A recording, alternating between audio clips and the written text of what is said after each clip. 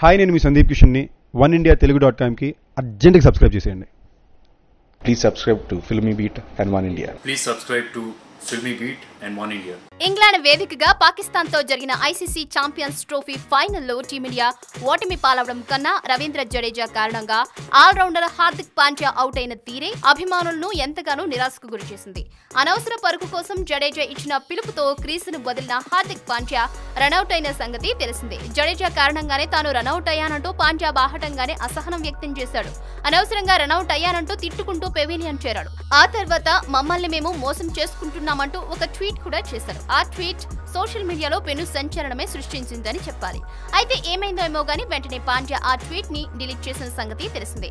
ఆ రన్అట్ తర్వాత తాను ప్రవర్తించిన తీరుపై పాండ్యా వివరణ కూడా ఇచ్చాడు. తాను ఆ రకంగా ప్రవర్తించి ఉండాల్సింది కాదని పేర్కొన్నాడు. ఈ రన్అట్ పై తాజాగా రవీంద్ర జడేజా స్పందించాడు.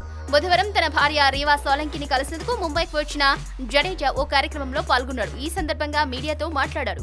నిజాయితీగా చెప్పాలంటే ఆట జరుగుతున్న పరిస్థితిని క్రికెట్ ప్రేమికులు అర్థం చేసుకోవాలని చెప్పాడు. కొన్నిసార్లు ఆ తరహా రనౌట్లు అనేవి జరగడం సర్వసాధారణమని పేర్కొన్నాడు. ఎవరూ కావాలని జట్టుకు నష్టం చేకూర్చే పనిని చేయరు. అలాగే నేను కూడా కావాలని హార్దిక్ ను అవుట్ చేయలేదు. రనౌట్ అనేది గేమ్ లో భాగం. దానికోసం విచారించాల్సిన అవసరమైతే ఉందని నేను అనుకోవడం లేదు అని జడేజా పేర్కొన్నాడు. Thanks for watching One India Telugu. For more details, keep watching One India Telugu. Please like and share. Don't forget to subscribe. Thank you.